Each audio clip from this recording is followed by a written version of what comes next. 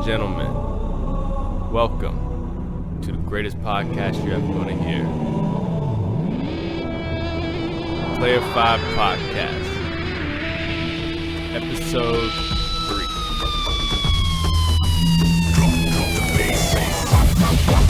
Hey! Hey, what's up, man? We're back! Player 5! Player 5! I'm so triggered, Rendon. I want to kill some grunts. This just makes you want to kill grunts. Every time you hear Halo music. Kill the grunts. I'm gonna die left and right. Welcome to Player 5. Player 5! Episode 3. Episode 3. I am your host, Austin. Alongside with me, of course, is Rendon. Rendon, how was your week? It was good. How was yours? Exciting. And Yeah. we have announcements. Rendon. Yeah, we have a lot of announcements this week. We have a lot to cover this week, just in general. But we're going to start with our own podcast. We're going to talk about our own podcast for a second. Yeah, we have some exciting news. We are now on Apple Podcasts, Spotify, Google Play, Stitcher, and YouTube. There's so many platforms. Yay! Yeah, that's so cool. Great. So just to give you all a rundown, episodes will drop every Friday on all of those. Again, Apple Podcasts, Spotify, Google Play, Stitcher, YouTube. Every Friday, if you like us, tune in on those. Subscribe and follow Player 5 on whichever platform you like. And if you happen to use Apple Podcasts, we do ask that you rate and review our podcast so that way we can gain some exposure, because we definitely want to build our community to all of you that's listening and be happy of it, be a part of it, and that me and Rendon, we're happy to share it with. So please share it with your friends. Also, we will have a link to our very own Player 5 website, and that can also take you to all the platforms. It can also play episodes, and also there is a way to donate to us on that website. That's our only way we can monetize right now. We haven't quite gotten in the whole ads and stuff. We're learning. We're still new. But we call the little tip jar the arcade machine coin slots. That's great. I thought it was cute. It's subject to change. It's at the bottom of the page. Also, the Spotify link is at the bottom of the page in white. You can do one-time tips or become a monthly subscriber. Either way will be most greatly appreciated. But most importantly, we just want you to come and enjoy our content. Last but not least, the YouTube format will be changing a bit. On Fridays, the whole episode will not be uploading. The whole episodes will be uploading on Saturdays. But on Fridays, we're going to kind of pick and choose topics that both Rendon and I thought were kind of highlights and get a few segments, maybe 2, 3, maybe more, maybe less, and put those up sporadically on Friday so that y'all can enjoy that, gain some hype for the videos and podcasts. So yeah. Yeah, that's a lot. That's a lot. Anything you want to add we- into that, Rendon, or did that cover it all? No, just reiterate. Apple Podcasts is by far one of the probably the most listened to platform, and any review, even if you don't leave a rate like a word review, if you just leave a rating, that really helps us. It helps people find the show, and we would just really appreciate it. And like you said, if you want to directly support us, the tip jar or the arcade coin slot on the website is definitely the place to do that. And but yeah, so exciting news. We're all over the internet now, and We're global. we're global. People can listen. Hopefully everybody likes our content, and Hopefully. like you said, the most important thing is we want people to listen. Yes, and we hope you do. We hope you share. So, Yeah, but with that being said, let's get into it. Halo 6. Player 5! I'm ready to kill some grunts. I don't know if grunts should fear me or Master Chief more, but Probably Master Chief. whatever. It's about to be Master Chief's time regardless. Halo 6 news has come out, and it's going to be called Halo Infinite. It's going to be following Master Chief again.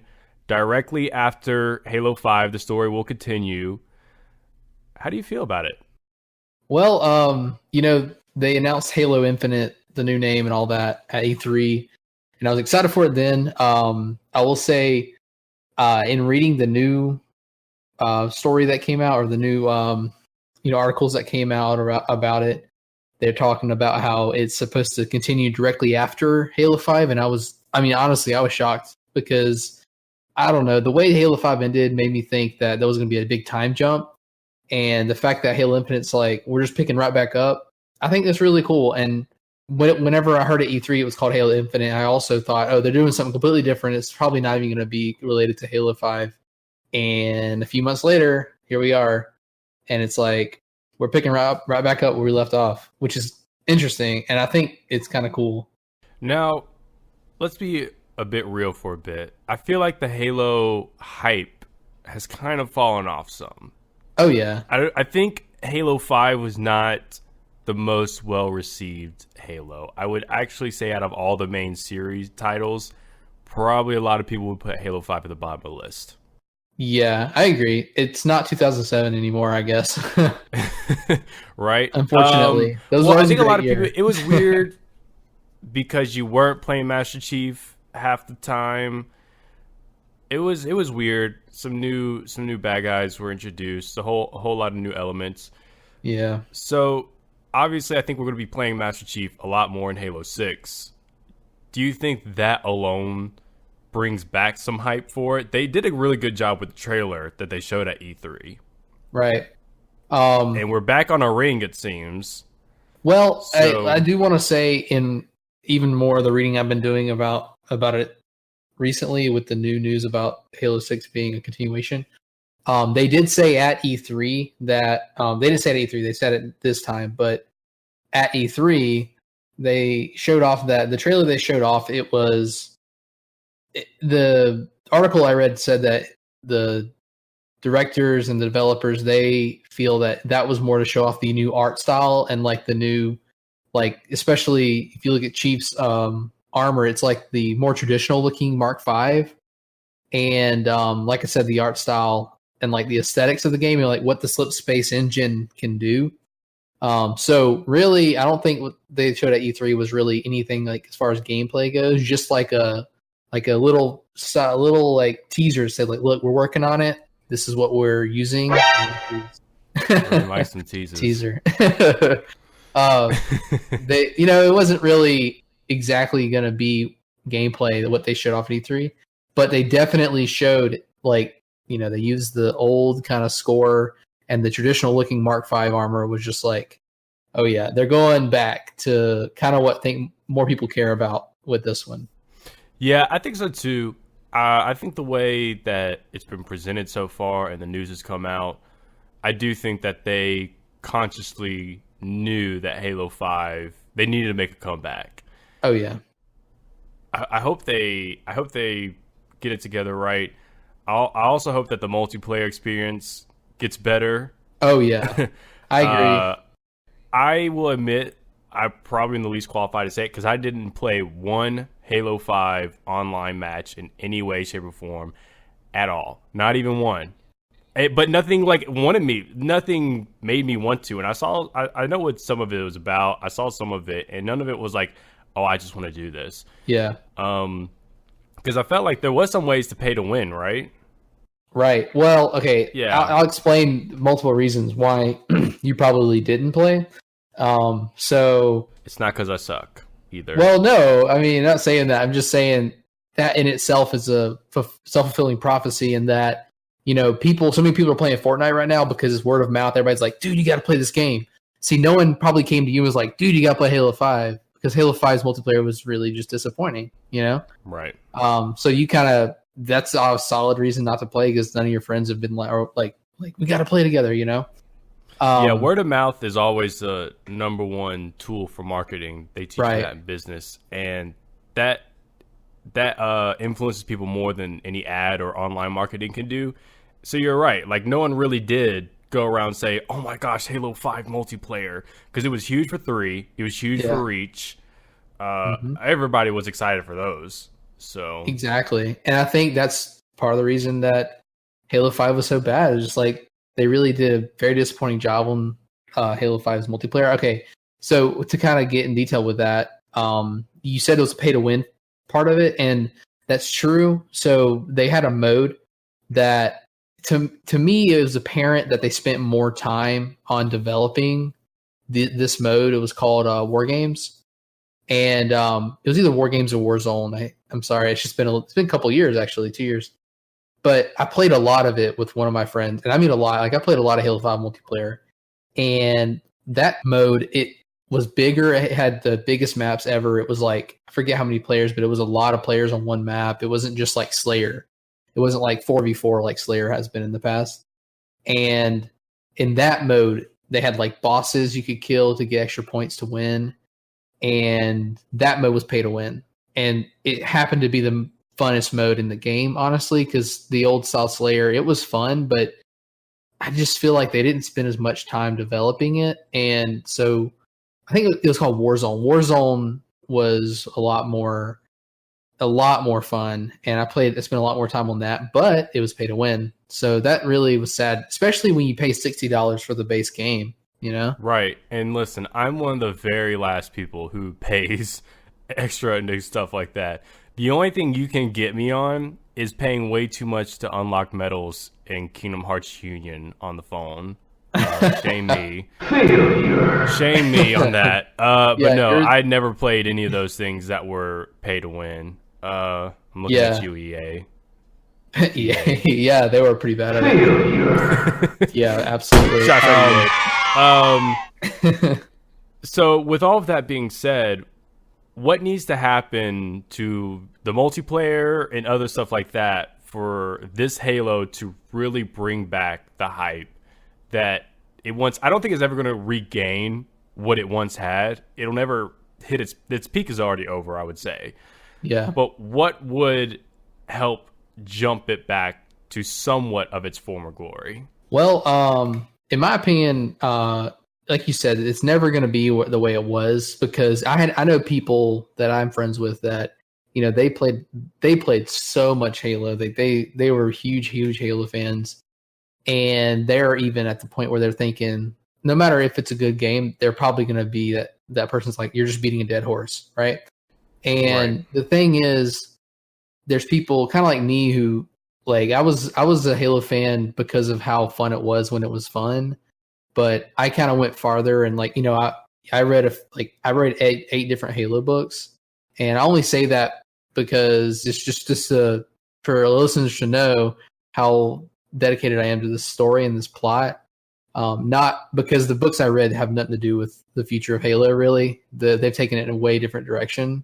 But sorry, to get back to answer your question, I'll say I think they have already got a good start. They've showed the art style is going to be like more traditional looking, and they use that old score in the trailer.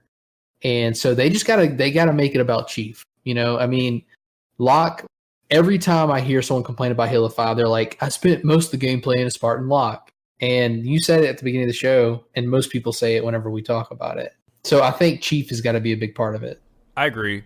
I also think that they need to revitalize the multiplayer, make sure there's no pay to win in any way. Oh, yeah, that can't exist.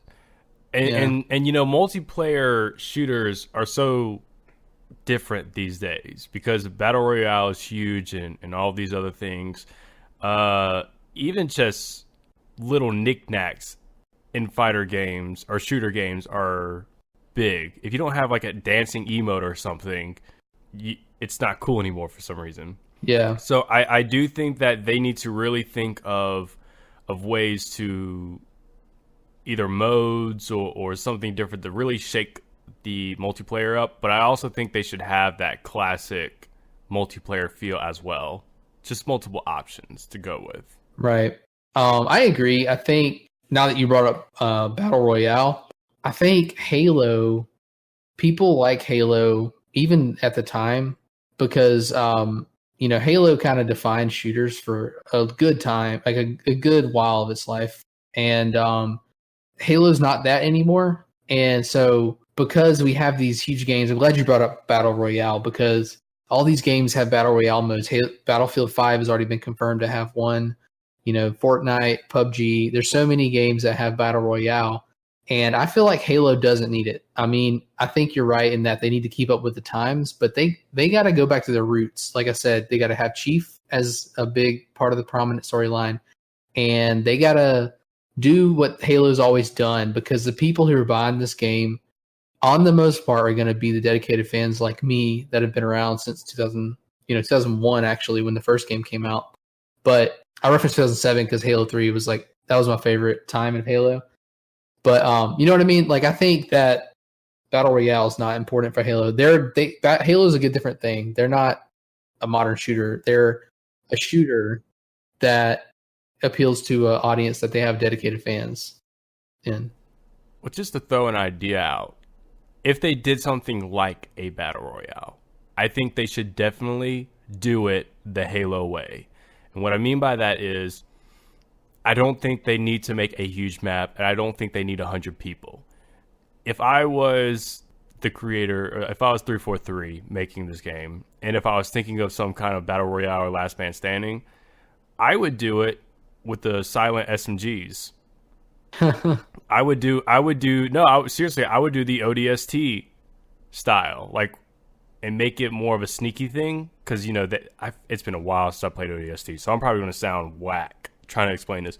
But then they have like visors and such to help them see things and do all these things. Yeah. I would make it like that, to where it's more of a strategy sneaking like game and trying to outwit the other, rather than just going out there shooting everybody. Hey, I actually kind of like that. That's a good idea. Because I don't think you could do the classic Halo weaponry and go for it. I think if you had the ODST people doing a last man standing, I think that would be really cool. Yeah, I like that. Analogy. Something like that would be great. And yeah, if they actually could make the multiplayer somewhat part of the storyline by saying, like, something along the lines of, these ODSTs are in a covert operation, and kind of like how Counter-Strike has the terrorists and the yes. Yeah, right. So something like that, like, it doesn't have to be story, but like making it sneaky, like at night with the ODST visor. I would love that. I've never thought about that, but that would be cool. 343. We've been calling out to Nintendo in the first 2 episodes. They haven't hit us up yet. If you need ideas, 343, we are totally ready to sell out. We're only in episode 3. We're totally okay with selling out here. So I mean, if you need the ideas, hit us up. I'll get all the grunts for you. Don't worry. Yeah. I got you. All right. Well, because I don't want to spend like crazy long on this, but I did want to talk about the campaign. Specifically, how I'll kind of wish it will go. In Halo 6. How I see it going? Say again? You know how I see the Halo campaign going? How?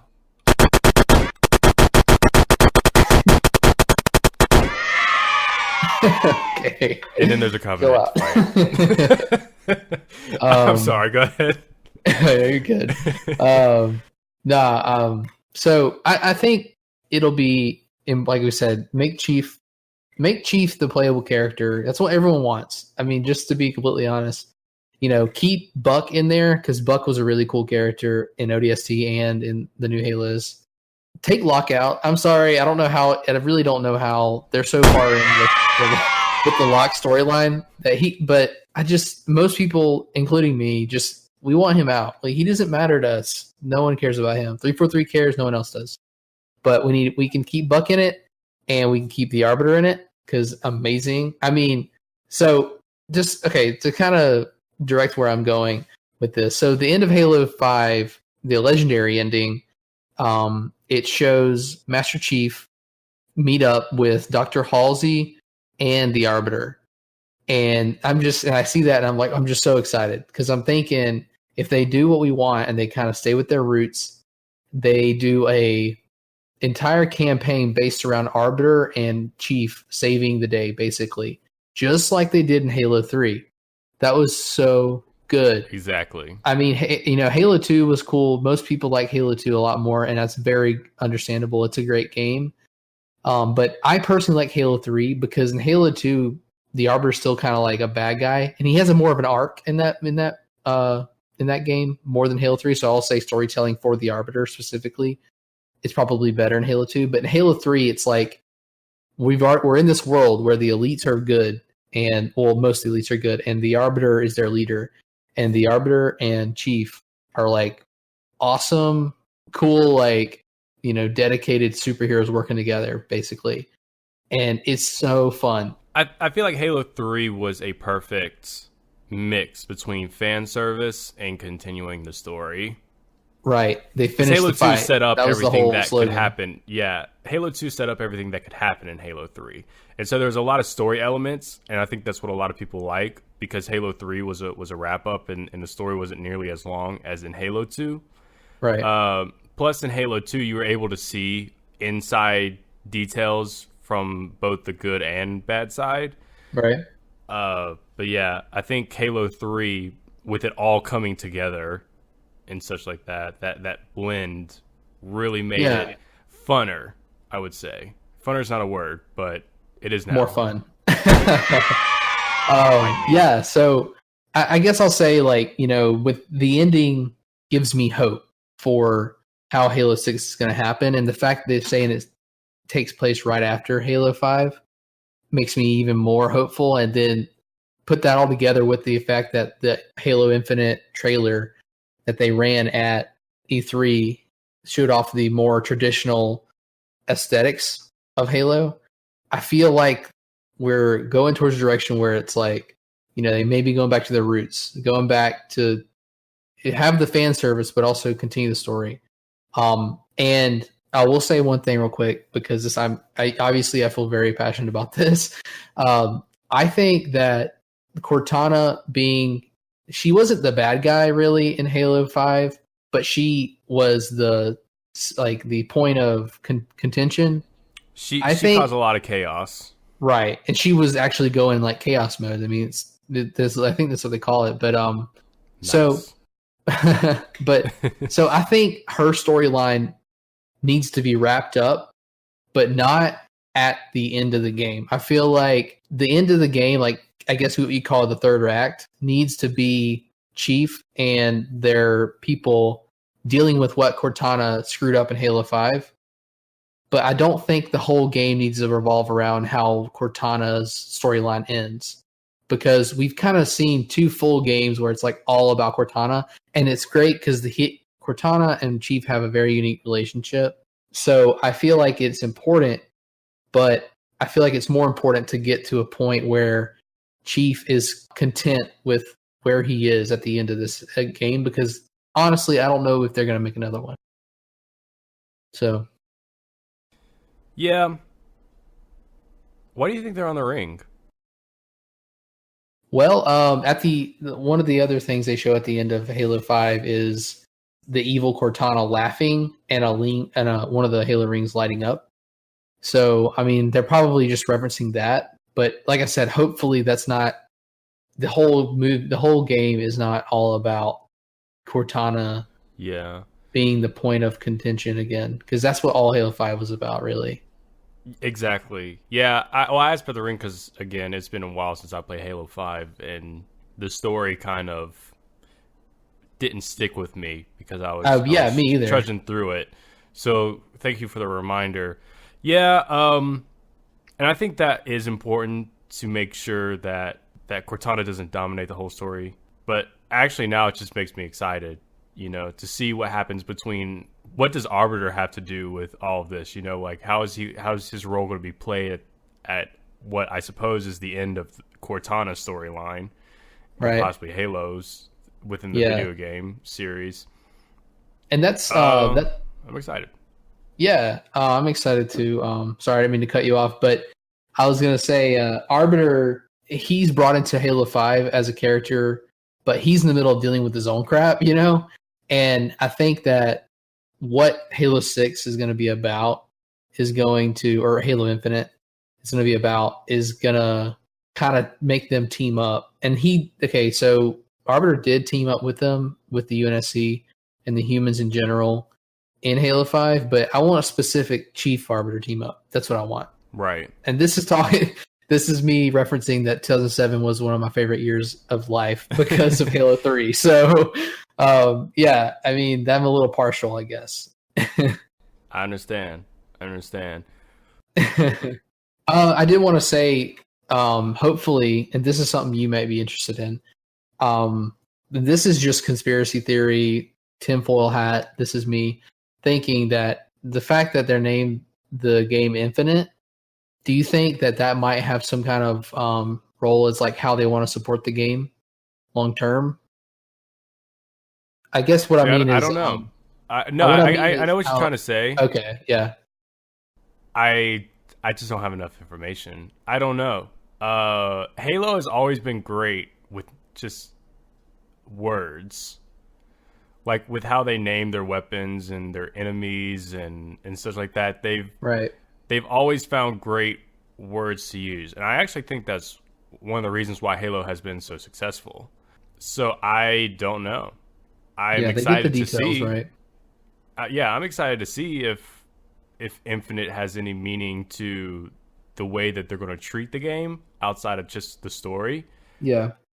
I need more news. I get what your theory is, and I agree with it, but I just don't. There's just so little about it right now. Exactly, but it's good to dream. I could, as we've kind of already made clear, I could talk about Halo all day, every day. So, yeah. I mean, for two reasons, I can see one reason why that would make sense, and I'd see one reason why that wouldn't. I would see why it makes sense because all of pretty much they've been doing is supporting all the previous Halos. Because they basically had to make the Master Chief Collection so that people could still play Halo 1 online. Right. I mean, let's be real. So I guess it would make sense if they did Halo 6 and did stuff like you're saying, like what they do with Overwatch, and one thing is going to be one game, and it's going to add new content over time and update itself and such. Right. So that they don't have to make a whole nother game and support extra games. Yeah. Like Halo Infinite could be the last, not the last Halo, but like the one Halo you need to get all your Halo needs. Yeah, that and Master Chief Collection. You can skip 5 people. Just skip 5. Just skip 5. Yeah. And I guess basically you play as Locke and Cortana's going crazy. End of story. Right. There it is. I mean, seriously. But I don't know, just to kind of wrap that up, just like maybe they're going to support it long term. Maybe this is like the last Halo, but it's not the end of the Halo franchise. And kind of like how we feel about and this might be a shameless segue, but Smash Ultimate. You know, we've talked about how Smash Ultimate might be maybe not the last game, but you know, the Ultimate Smash, the only one that they're going to support for the years to come. You know, probably the last Sakurai one. Although I said that about 4, so what do I know? Yeah, but I'm glad you brought Ultimate back up. Yeah. Last week I made a statement that I feel like I theorized Skull Kid would be announced. Yeah.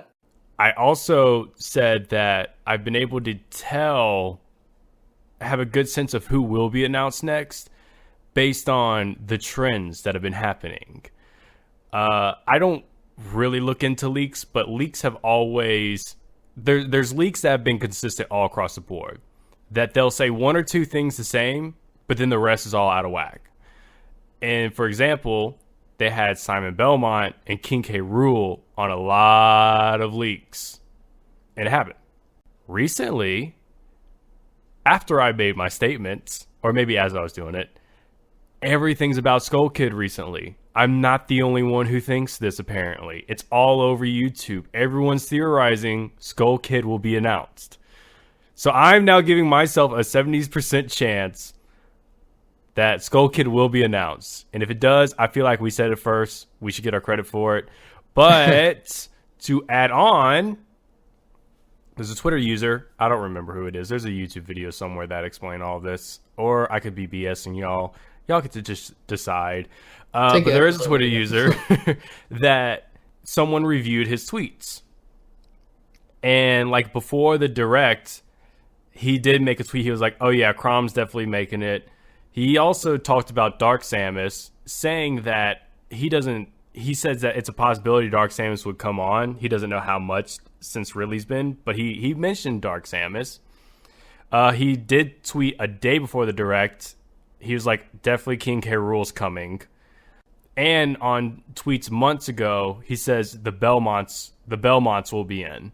He didn't say Simon Belmont, he said the Belmonts, plural. Now, he said a couple other things, like before the Direct, like he says, oh, it's possible this person might get announced too. It didn't happen.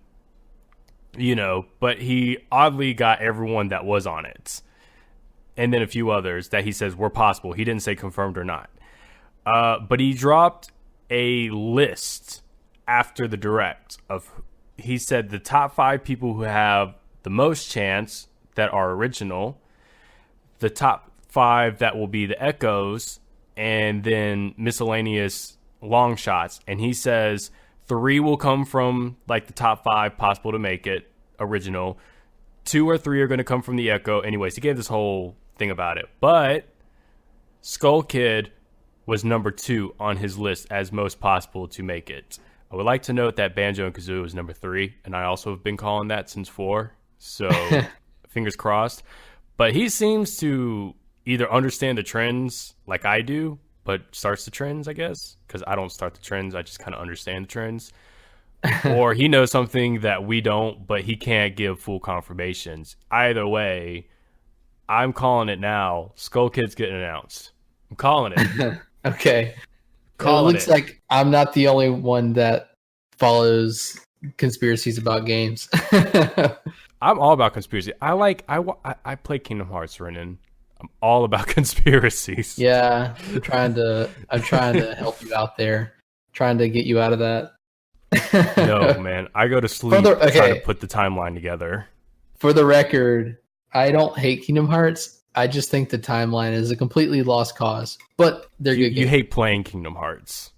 Yeah, I like enjoying them from afar and watching videos about them, but I'm not playing it. Oh man. But either way, I'm calling it Skull Kid, Banjo Kazooie. You heard it here first.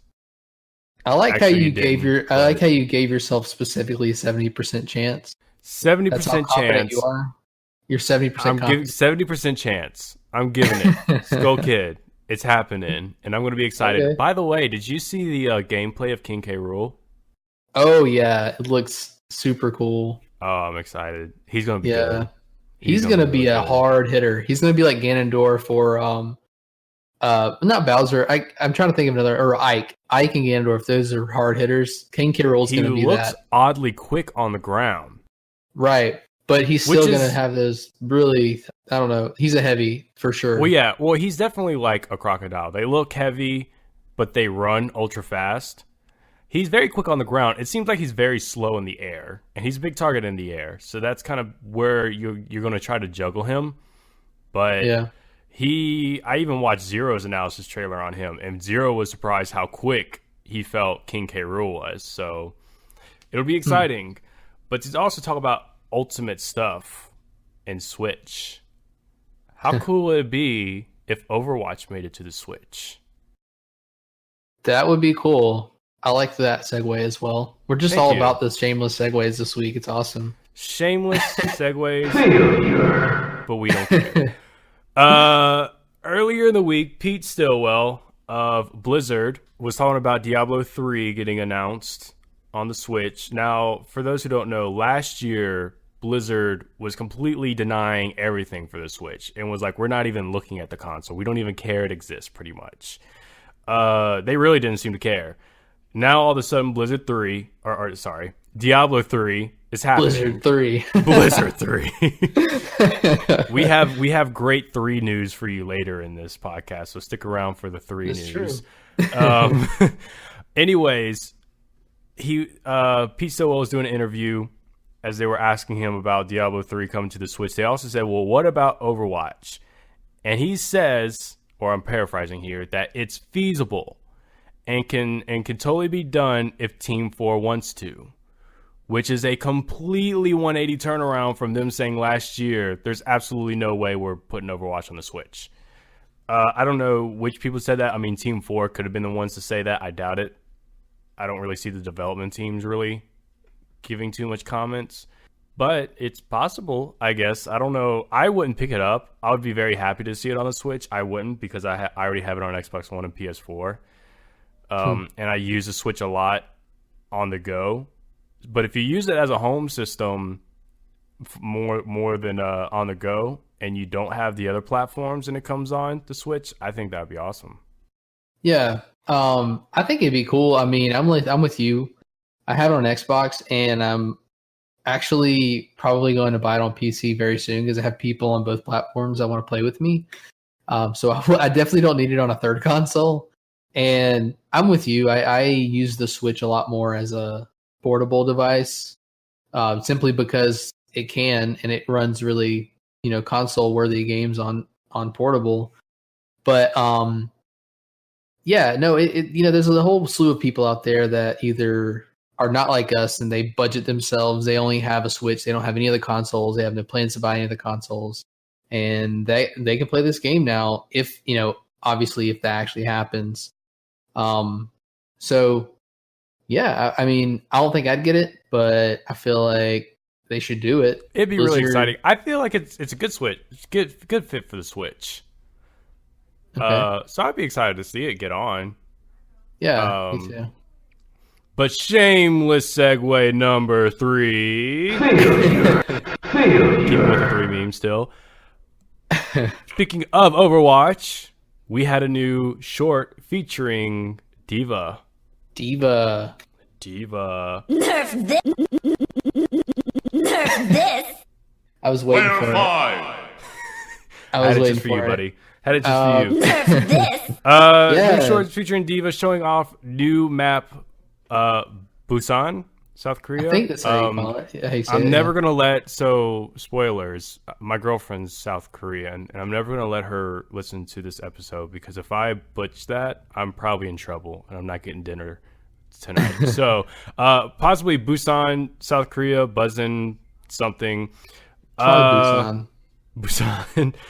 How'd you feel about it, Rendon? Tell me what you thought overall about it. Well, just to talk about the short first, I guess. I loved it. I've been talking to multiple people about it that play Overwatch that I know, and a lot of people don't see him to like it as much as the other shorts that have come out, and I definitely understand why.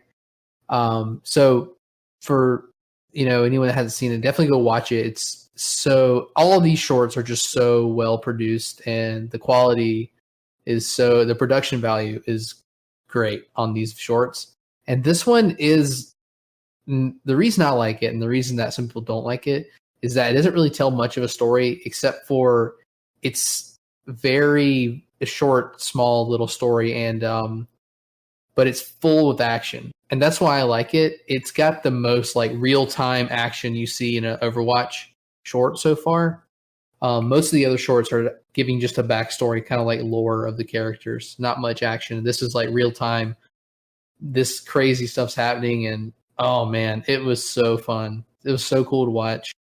But yeah, and I mean, partially part of it is I'm a little partial because I play a lot of D.va.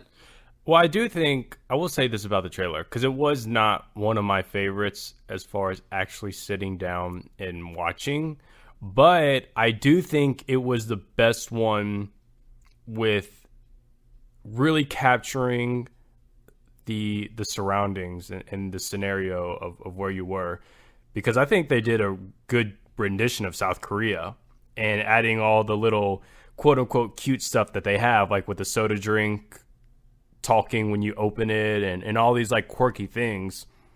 That's how it is.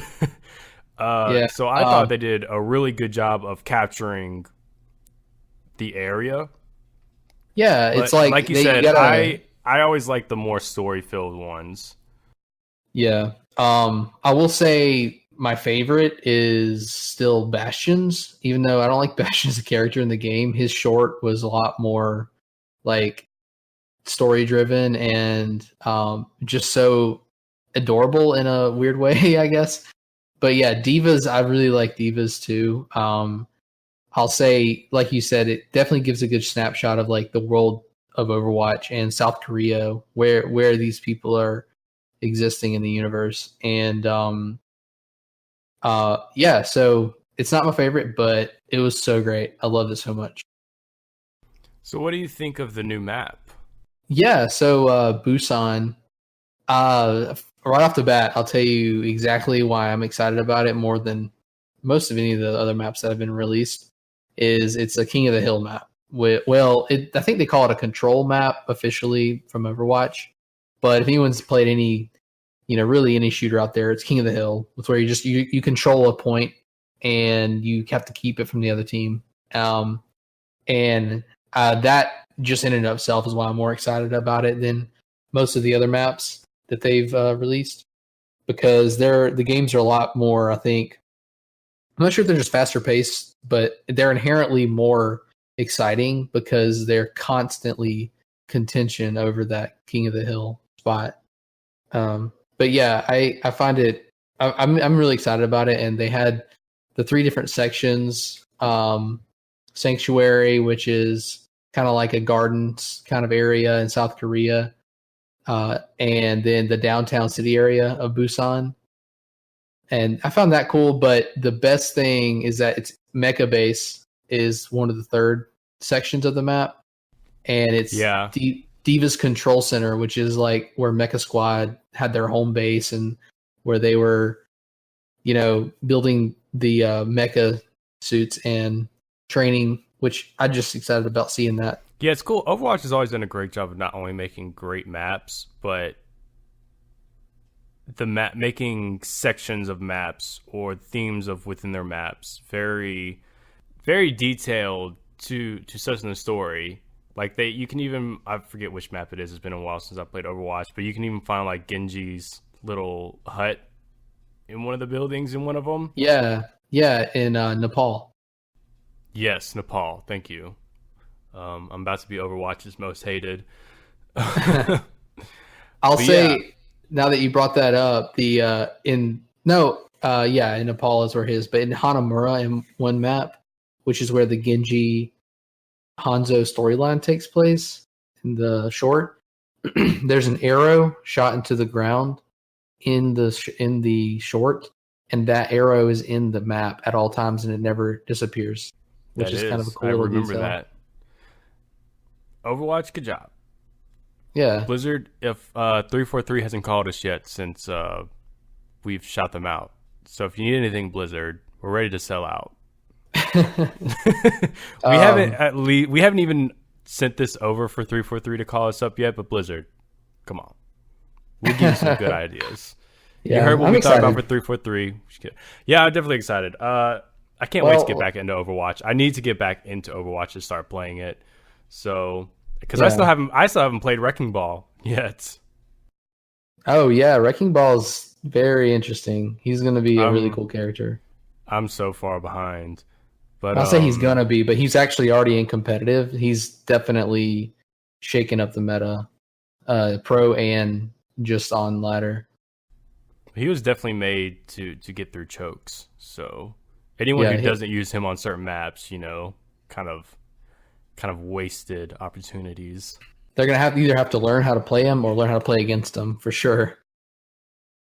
You got that right. But go ahead. Well, I was just gonna say, going on to the next thing. Did you see that Super Mario Party has a new mode? That's what I was about to say. I was about to say shameless segue number 4. Nerf this. Can't nerf these segues.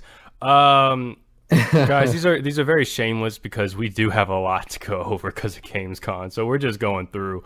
Yes, River Survival Mode. That's awesome. I watched a short that Nintendo had of them playing it, and I was in love. Yeah, absolutely. I was sitting there thinking, I was like, literally the whole time I was saying, I was like, if this theme doesn't come out any sooner, I'm gonna go insane. I gotta get this game. I gotta play October this. 5th is so far away. Yeah, They make no, October. We got to get through September. the entirety of September. The entirety of September, then 5 days. We still It's have gonna- 7 days of August and an extra 5 days. We have about a month and a half till this game comes out. It's horrible. I know, because they're teasing so many great things about it. I love it so much. Nintendo, don't screw this up. Put this online. Put this online. Let me play with my buddy. My buddy that I'm talking to now that's 3 states away from me, but one of those states really is 3 states in its own right.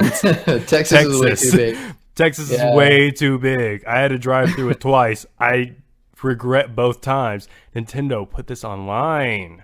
Please, I know. I'm sitting here thinking, I feel like this mode would definitely excel in an online setting. It would. So for those who don't know, it's a short. It's kind of a short little game with mini games. Like it's not a mini game. It's its own kind of short challenge. So you're on a boat, a little floaty boat, going down some rapids. Not rapids, but you're going down a river. There's a whole lot of different directions you can take, and there's a timer and it's going down. And anytime that the timer hits 0, you're done. But there is an ending point, so you're trying to get to the finish with as much time as possible, because the more time you have, the more points you get. And on this travel down the river, you can gain time by either hitting some clocks that give you extra seconds, or hitting balloons, which when you hit a balloon starts a cooperative 4-player minigame. And depending on how well y'all do on that minigame, y'all get ranked, and y'all can get extra seconds based on your rank. I think S rank is the highest, gets you 40 seconds. A rank gets you an extra 30. B rank 20, C 10, all those wonderful things. And I'm guessing you can go down. The short that I saw, they never went below C. I'm guessing you can suck bad enough to go below C. But yeah, and every path you take when it gives you like a fork in the river, each presents its own challenges to what's going to be in the river. From what we saw, there was a path that they took that had a bunch of bloopers that were trying to mess you up. One of them had a Kamek changing the rocks into cheap fish that try to knock you off your path. Switching balloons around on you as soon as you get close to the balloon. The way you go down the river is there's 4 people. Everyone has a Joy-Con. 2 people control the left side of the boat. 2 people control the right. And I don't know if you remember on Mario Party 4, Rendon. I forgot what it called. It wasn't Dungeon Chaos. I think it was called Ore. So it was Ore something. But you play. I don't know if you know which one I'm talking about. But you're on a boat going through a cave with all this fire and such. And you had to, one person was the left side, one person was the right. And you had to collaborate to get yourself through this cave. It's the same thing as with Joy-Cons. You have to collaborate with everyone else on who should row. So either you're moving to the right or turning right, which there is a difference because there's 2 people on each side.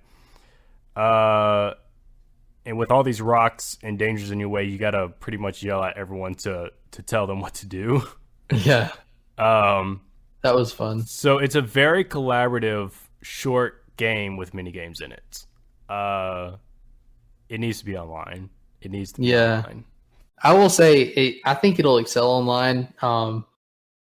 Probably more. Well, maybe not more than the party part of it. I'm not sure, but I will say I can't wait to actually get my hands on it, because like the one time I have a couple people over, it's gonna be like that's gonna be the highlight, you know. That's gonna be the best part of the night. It's cool because it's like the mode itself is a game, because you have to collaborate, you have to like work together to steer down this river, but at the same time you get to play the mini games to survive even farther on the river. So yeah, I'm extremely excited about it. I mean, I think the party with the boards and everything will probably be a little more fun for like, you know, overall, but this being in the game is something you can kind of just do real quick, because it didn't seem would last as long as a 50 turn board party mode, right. You know. Which, by the way, Have you seen some of the? They've showed very few of the boards, but have you seen them? I've seen the Thwomp Ruins, which I think is kind of cool. They showed another one. It was a tropical one with islands that are shaped in fruits. Okay. Both those boards are very small. I did notice Thwomp was small. I wonder if that's something that if that's going to keep up with all the boards, or if there's going to be board sizes, because they seem to be a lot smaller than usual. Yeah, it could be because of you know how they released the dice block and how each person has a different dice block, but I did notice the standard dice block has only up to 6 numbers on it. It doesn't have, it's like a real die instead of the 10 like it was in Mario Party. And pretty much all the Mario Parties before, it has 6. So maybe it's, compensating for the fact that the dice, you can only roll up to 6. Yeah, well, I think they had the 6, and then every character had their own die. Bowser had a 10, I know. Yeah, some could have the 10, some didn't. So I wonder if that's more just strategy. Yeah, it could be. It could. Yeah. I'm sure they have reasons. And we've only seen 2 boards. There could be a gigantic board. Well, we've only seen 2 boards. I'm sure they showcase more, but I've been avoiding all the Super Mario videos as much as I could. I watched the River Survival mode because it was like something new. But I don't want all the mini games to be exposed to me before I get to actually play this game. I want a lot of surprises. So they may have showed more. If y'all have seen some, comment, let us know, because we might just be here speaking dumb, or I do. But I've been avoiding all the videos, so hopefully they have some bigger boards. I feel like they will, because they've been taking a lot of influence from the original Mario parties for their new Super Mario Party series. So hopefully, fingers crossed, we get something good. But how about we talk about other things that Nintendo showed off, because they had a kind of surprise Nindies. Yeah. I watched the video. It seemed really interesting. But I'm excited. I haven't played a lot of indie games, but I know people that swear up and down that indie games are the best games ever because the developers are more dedicated to the game and less dedicated to making money. But I just what do you think about a few of the lineups that you saw? So I too, I haven't played a lot of indie games. I did play Celeste a lot. Celeste was really good.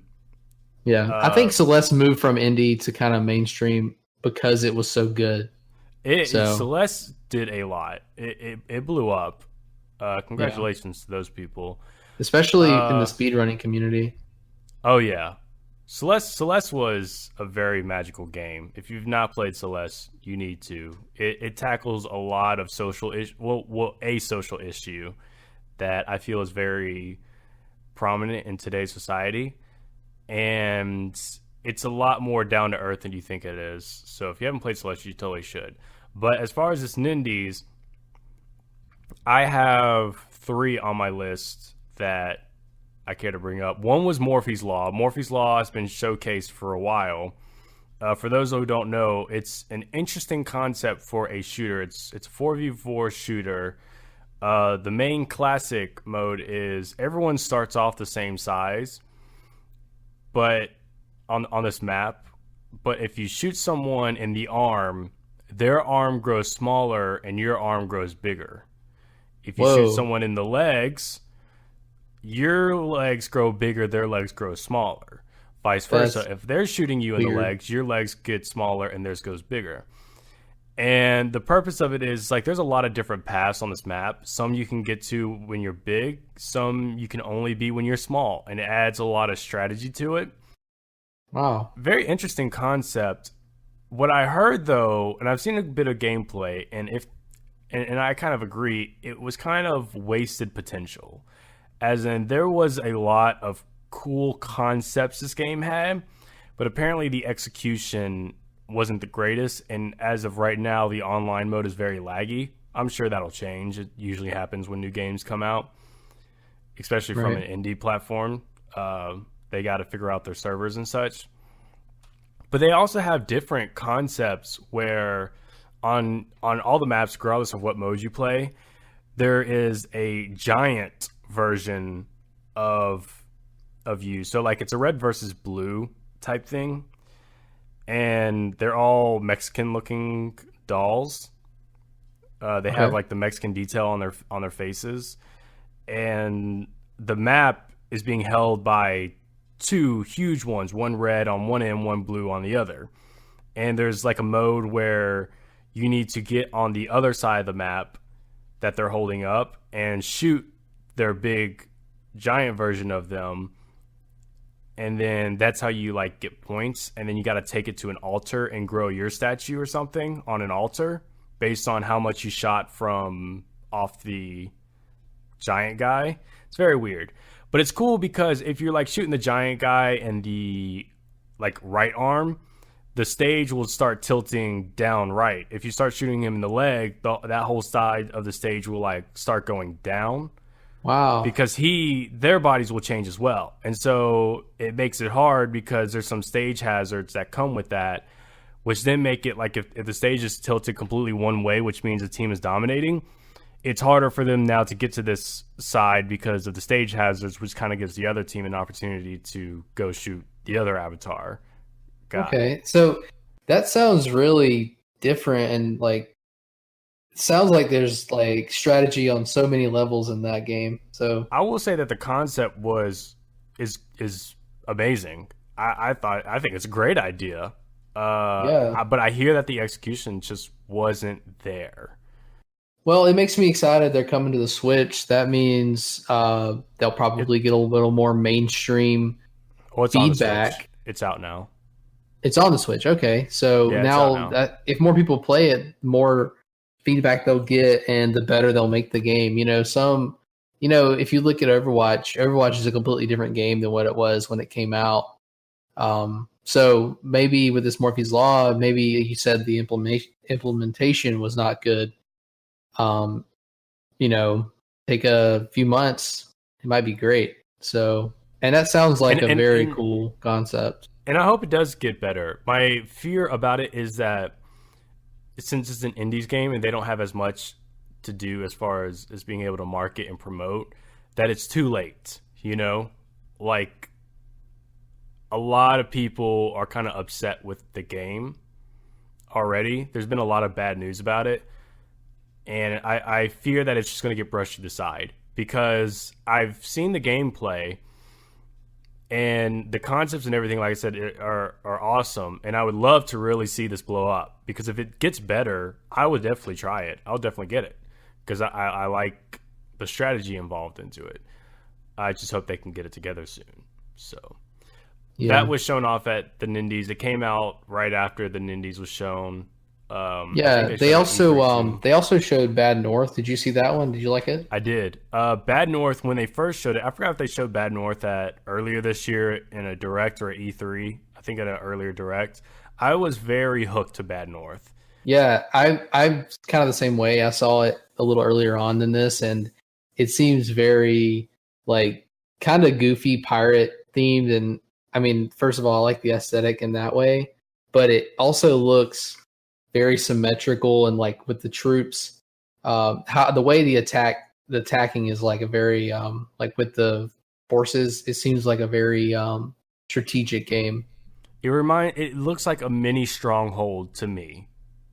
Yeah, which we play. We play Stronghold a lot. Yeah, I don't. If anyone doesn't know Stronghold, it's basically a map, or it's basically a game where everyone's on one map in medieval times, and you gotta raise an army and hold your economy and go kill the other person. Make your own castles. It's really fun. If you haven't played, it's kind of like an RTS, but it has a little bit of that Civilization style play style in it. Pick up Stronghold Crusaders if you like those kind of games. It's only like 2 decades old, but it's really cheap and really fun.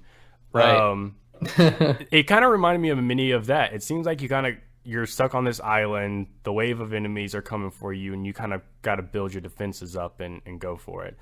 I'm going to get it. I haven't gotten it yet, but I definitely think I'm going to pick it up. I think Bad North out of this whole Nindies was the one that caught my eye the most. And that's because I've kind of been waiting for it for a while. Yeah. It'll be fun. The other one that showed off that we'll go ahead and bring up was Windjammers 2. They announced that Windjammers 1 will be brought over to the Switch, which I guess that we missed that, Rendon. I guess we're a little too young to know how big Windjammers 1 was. Yeah, I saw some gameplay and it looked kind of like Pong in a way. But kind of its own, a more updated version of Pong, I guess you could say. But it's like a frisbee. It's like a frisbee game, right? Like disc golf kind of. Yes, but, disc frisbee disc. I forget what it's called. Yeah, but they are dropping a second one, and that's getting a lot of hype. So it's not something I'm going to get. It's not something I'm going to keep up with. Yeah, but we should mention it because some people out there that might like it. For you, the people, we have brought you Windjammers 2, if you didn't know about it already. Happening, I don't know when it releases. I don't remember when the first one released, if it already has. But to the Switch, Windjammers and Windjammers 2. And Windjammers 2 looks like obviously a much more updated version of Windjammers 1. New graphics, everything looking 2018. But it's still not like a 3D game. Right. So it's kind of got that 2D HD feel. Yes. Which I really like. With that being said, failing segue number 5. We've lost count at this point. It just doesn't matter. We're just that's how much. Yeah. Hearthstone. Yes. Yeah. Go for it, Rendon. Yeah, I'm the Hearthstone guy here, and I could talk about it forever. But I did just want to mention a few weeks ago, I had mentioned that Boomsday Project, the newest Hearthstone expansion, came out, but this week they released the solo portion of it. So what they do every expansion is they have all the cards come out, and then a couple weeks in, after everyone's had a chance to play with the new cards, they release the solo content, which usually takes the places where you get to play against a computer, and it's themed to the expansion. There's like bosses you got to fight, and they're all also related to World of Warcraft. So there's a lot of World of Warcraft bosses from the game that are that you can play against. But I did want to, so it's not really different, but in that they release a solo content, but I wanted to mention it because this one is something that other card games have had in the past, but Hearthstone has never done. So it's called Dr. Boom's Puzzle Lab, and it's very interesting in that in card games and in Hearthstone, the main point is over a series of turns that you and your opponent take, you have to eventually learn how to kill your opponent through combat on the board and spells you throw and stuff. But this one, it is a puzzle solving mode of that. So what it does is it puts you into a game, a simulated Hearthstone game and it says you have lethal, you have a way to kill your opponent. And it's a puzzle. You have to figure out how you have lethal. And it shows it's really cool because it teaches potentially new players how to play the game itself. But it also makes really challenging, and I mean very challenging, puzzles to solve for even like pros. So it's just a little different, unique, and something that they are doing to keep some interest in the, Hearthstone, weeks after the release. So I'm excited about it. It's pretty cool. It teaches people how to play games. So, but yeah, that's about it. It has lethal, but there's other modes. Like it doesn't just have ways to kill your opponent. There are a lot more like things that you have to solve for puzzles. You have to solve like board clears where you clear the board, and they have one on surviving. So just staying out of range of your opponent's ability to kill you. So there's just a lot of cool little puzzles that go in the game. And I love it. No, I think it's great that they did this. Single player. I guess if I was ever to try Hearthstone, this would be the time to really get into it with that mode out. Yeah, it's weird that they release it when the game's 4 years old, and other card games have been doing it for a long time. It's kind of weird that they just now started to think that, oh, we need this in the game. But the fact they have it now is just exciting. So do you think this is going to be a trend they keep up? Like, do you think do you think they're testing waters, just trying it out, or do you think like they should keep doing stuff like this? Well, I don't know if they'd keep doing it in this expansion, but in a later expansion, they may release a whole new slew of puzzles playing with the new cards. So I feel like that could definitely be reiterated on. So yeah, I'd say they would. But I mean, I think it would be a good way to try to introduce players to the game. Yeah, it is. I mean, my wife, she doesn't really play that much Hearthstone, but she has in the past. And she's just playing puzzles like crazy now, just because it's so single player. You don't have to play against someone online. You don't really have to be good. You just kind of have to sit tight and like figure out your puzzle. It's a lot of fun. Well, for fail segment 6, Fail. and 6 divided by 2 is what, Rendon? 3. 3. Something that Gabe Newell wouldn't say. Gabe Newell cannot. The number 3 does not exist in his. So brain. something over 2 and less than 4. Yeah, I'll just for the listeners, we're referencing a video that Valve released this week. Dota 2, the international championship for Dota 2 is happening this week, and as a fun little promo, they're adding Gabe Newell, the owner and founder of Valve, who makes all these games and makes Steam, and he made Half-Life 3. He hasn't made Half-Life 3. We dropping Half-Life 3 confirmed. We're getting it, people. You heard it here first. No, he made the Half-Life games, and he's made a bunch of stuff. But they're releasing a Battle Pass Mega Kills pack where his voice will actually be in the game Dota 2, where when you get a double kill, he'll say double kill as his, and it's actually Gabe saying it. But the video, they were making fun of the fact that Half-Life 3 conspiracy theories have existed for years, and Gabe does not compute. He does not know what the number 3 is, and it was so good. It was really in the great. Video. First off, he was, and I'm sure this is for comedic purposes, he was botching every recording he had to do. They'd be like, "All right, say double kill in a guttural voice," and he'd be like, "This is Gabe Newell, and you just got a double kill." And they're like, "No, like just say double kill, it's just in a manly voice." But they were going over all these takes that he needed to say. They were announcing what he needed to say, but then they were like, "All right, last one. Let's just get this over with. Say triple kill." And he sat there and he looked at him, and he was like, "What?" He's like, "They said say triple kill," and he was like, "I don't understand." And they were like, "The thing after double kill. Say anything. We'll make anything work." And he sat there and was like, "So you got more than 2 kills, but less than 4. And they're like, "You know what? That's fine. We'll take it."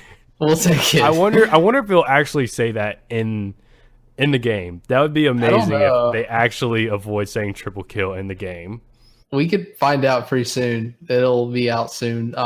But yeah, no, it's so great. Half-Life 3 is never happening apparently, but fans trying to save yourself now from already saying Maybe. it's happened. But no, Half-Life 3 is something that they're trolling their fans, and as like a video game community as in general, I think we kind of like it that they're trolling us, but because it's all in good fun. I love it. It's so funny. So yeah, to round it up again, Dota 2 International this weekend. Biggest prize in the history of esports, $25 million to the winner. More than $25 million.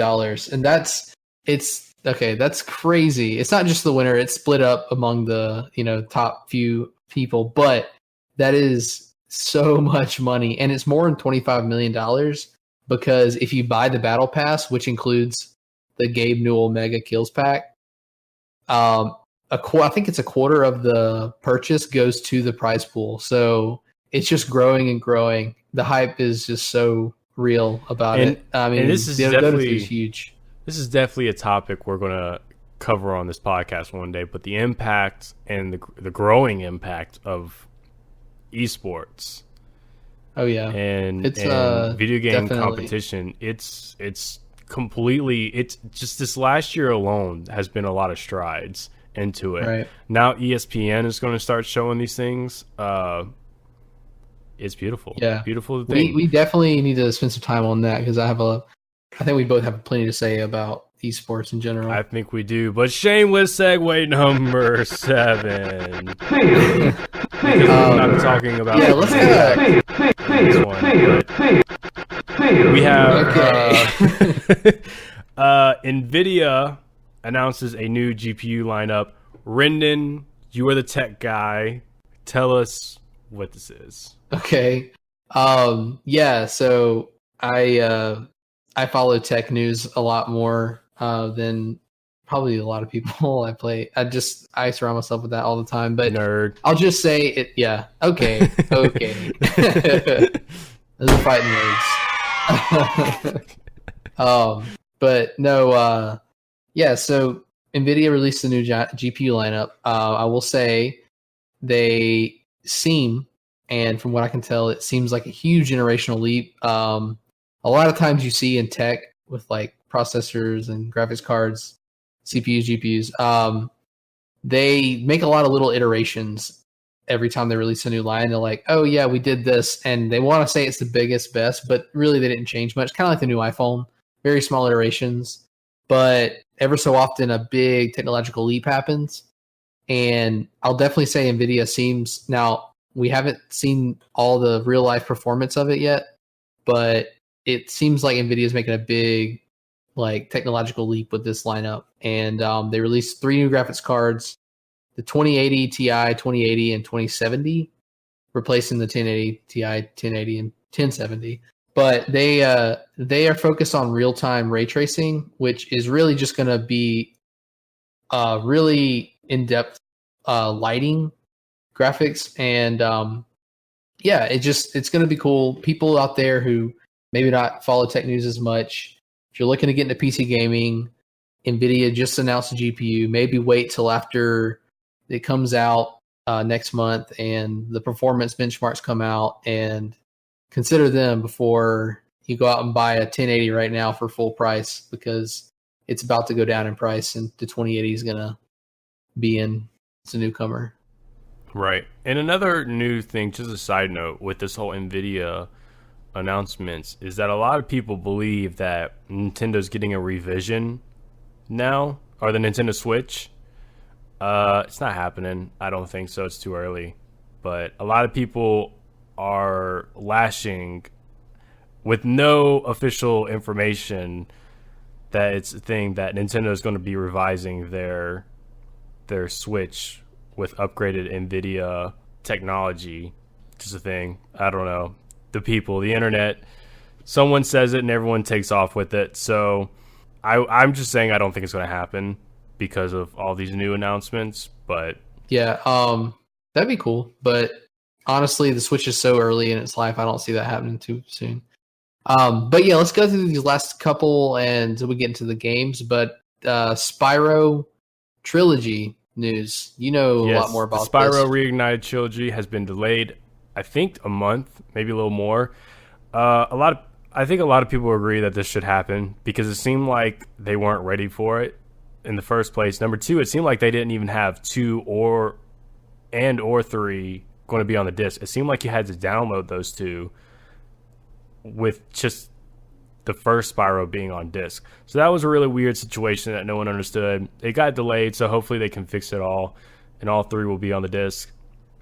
Last bit of news is Amazon is apparently taking away their 20% discounts off of pre-orders for all those like me who For use video Prime games specifically. Yes, when you pre-order a video game, the physical version, usually it's like $47, $48. Apparently that's no more. With GameStop losing their Elite and Pro memberships and basically shutting down. Best Buy took away their early deals, so if you're Amazon, you have no competition for pre-orders anymore. So they're going to take those down. Also Amazon related, for those who don't know, Amazon runs Twitch, and Twitch is removing their no ads perk. I think you know more about that than I do. Well, Twitch has had ads for a long time, and they still have them in like the regular, but Twitch Prime, which is the subscription, it's like Amazon Prime. It's included with Amazon Prime.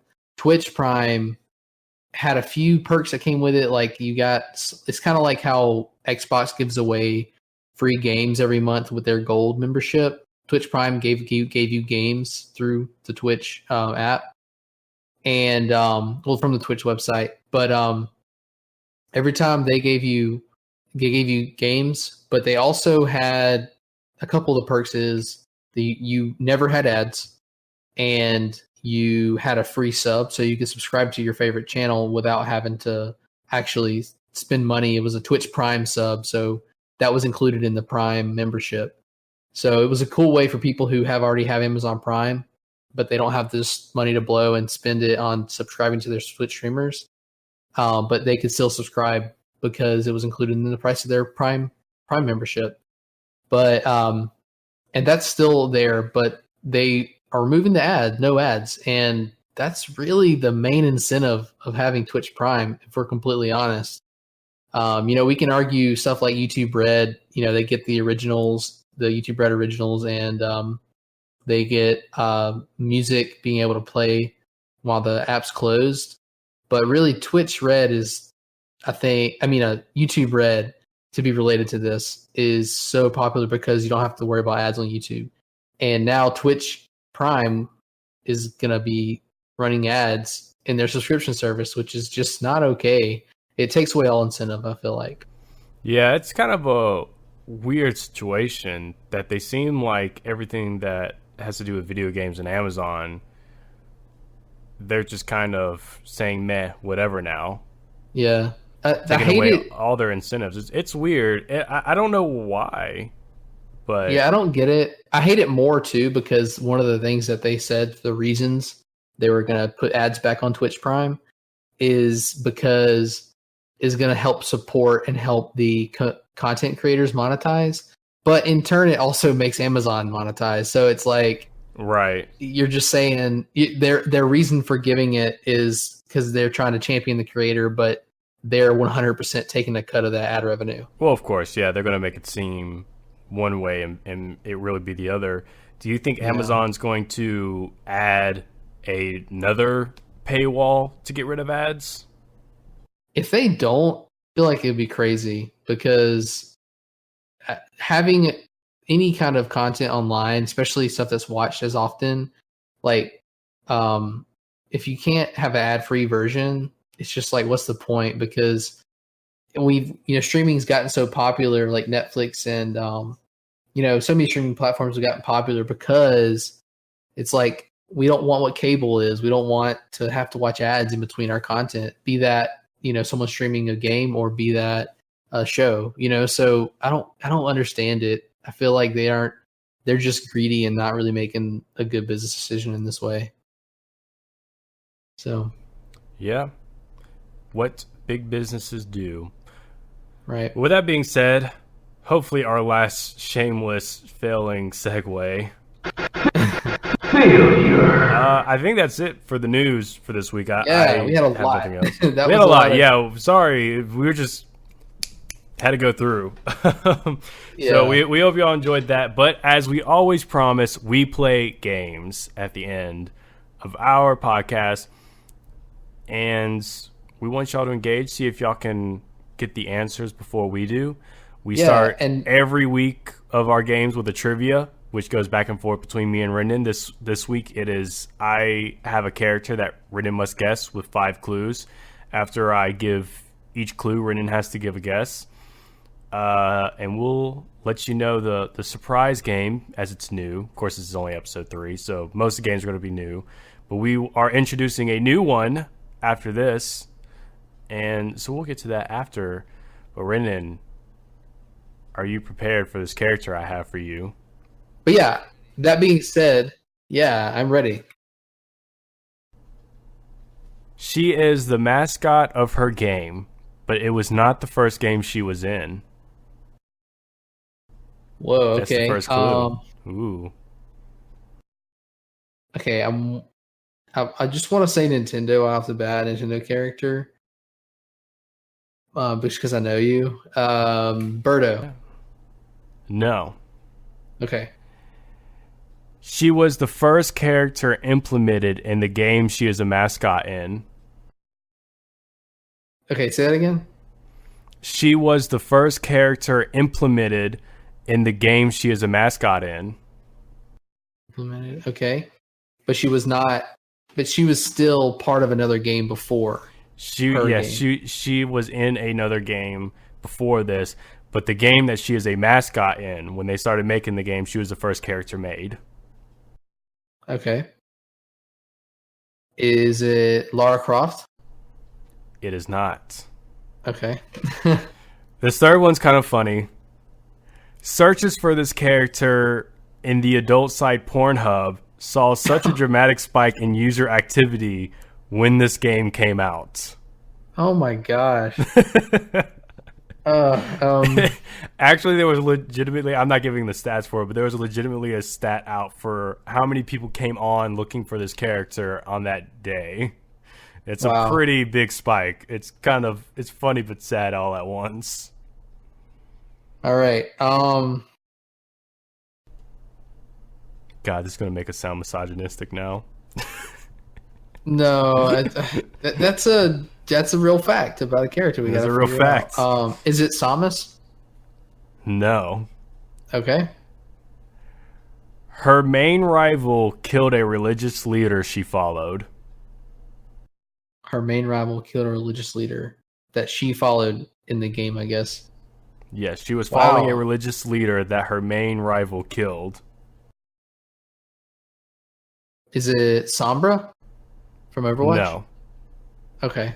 But this fifth one may give it away. Though not called this in the game, her real name is Lena Austin, and she was a skilled pilot. Crystal. No. From Star Fox. Oh, dang it. Tracer. All right. Tracer. Okay. All right. I was getting close there. You got with Sombra. Overwatch. She's the mascot of Overwatch, but she was first in Heroes of the Storm. I believe that's what it's called. She was featured in Heroes of the Storm to promote Overwatch. Yes. Okay. That's interesting. Okay. A huge spike for her character went up in Pornhub. Oh, gosh. Widowmaker killed.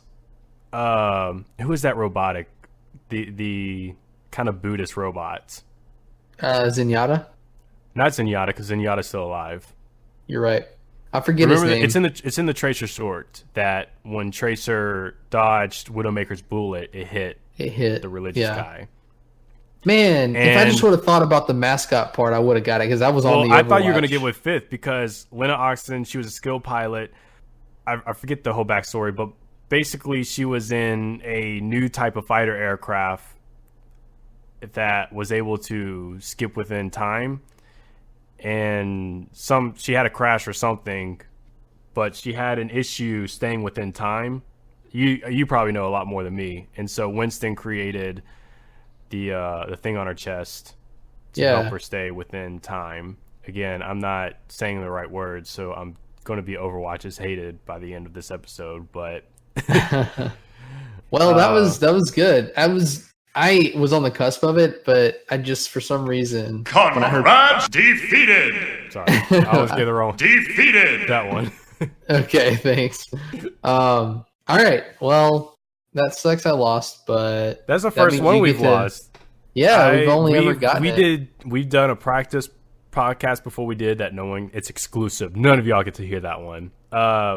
You did Sergeant Johnson from Halo. We got that one. We got the last two. Yeah, this is the first one we lost. Thanks for bringing it up. One. You're welcome. Always glad to let you know when you lose. Thanks. All right, so I swore you were going to get that one. one.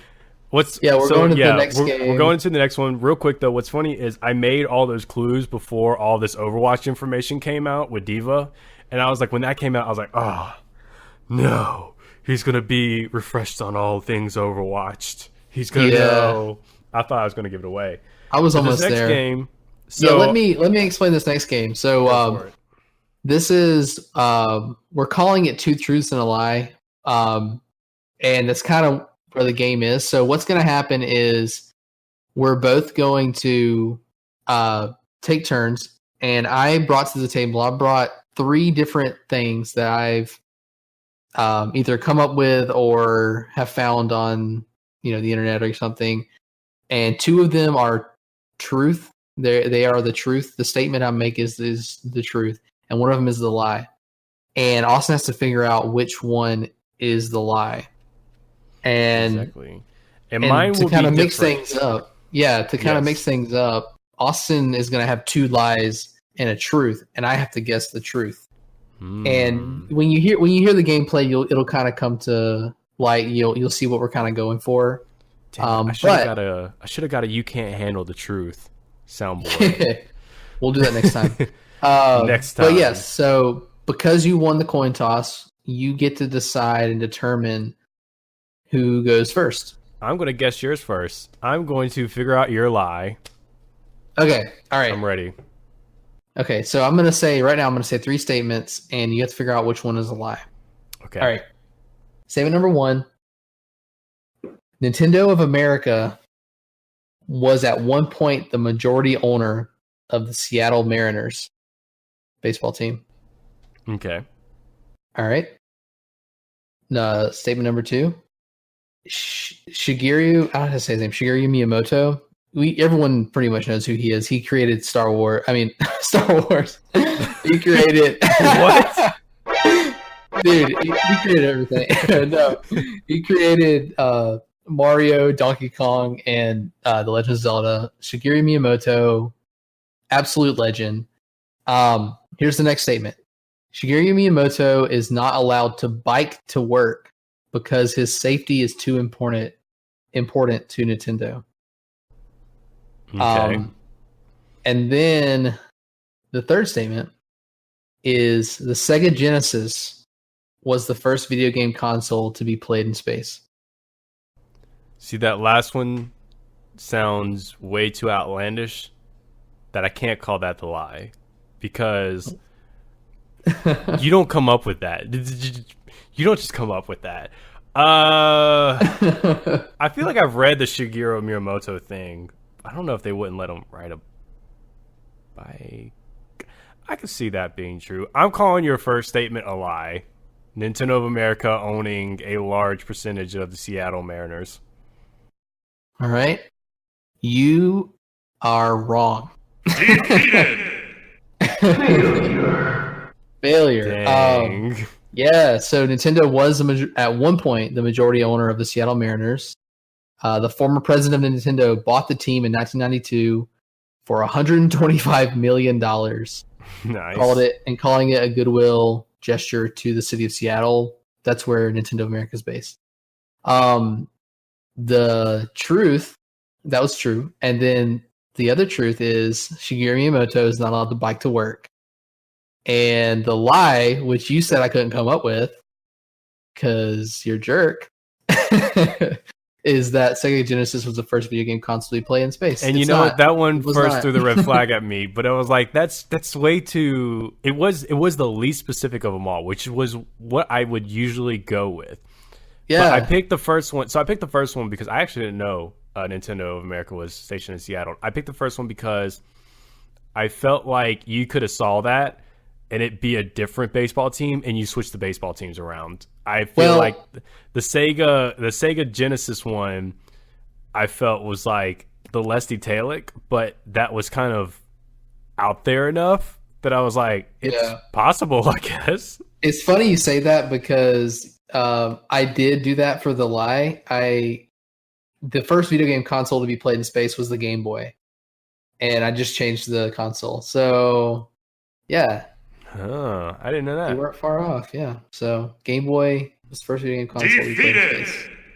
Yeah, so we both lost this week. I've lost this week, but will you lose twice, Rendon? I don't know. I really hope not, because now I got to live up to it. This is the tiebreak. This is it, Rendon. I mean, you lost the first one, but I mean, if you lose this, you lose the week. Okay. So here is a truth. I totally meant to have this ready for today, but I got busy. So I've kind of come up with my 2 lies and a truth during the episode, so it won't be like as factual as yours. Mine's going to be kind of like my own small gaming achievements. Okay. What I think is the most believable that you've done? Yes. Okay. That makes sense. So I have... let me make sure I mentally am ready, because I don't want to go on one of them too much, because otherwise I might give it away too much. So, first one. I played Halo series in the order of Halo 2, Halo 3, then Halo 1. Okay. My 4th time playing Fortnite solos, I got a Victory Royale. My 3rd statement is Zelda Twilight Princess was the first Zelda game I owned and beat. Those are my 3. Okay. One of those is this is testing. One of those. This is testing our friendship. Lie. Yes. Yeah, because it's like I know you.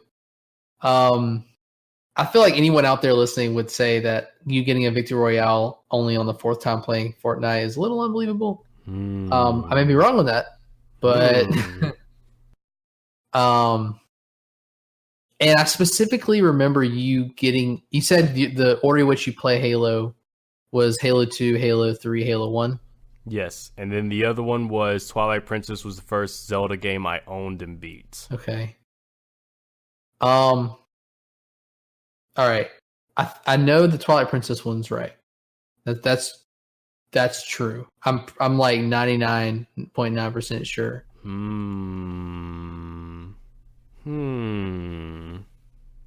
Congratulations! Hey, heck yeah. I knew it.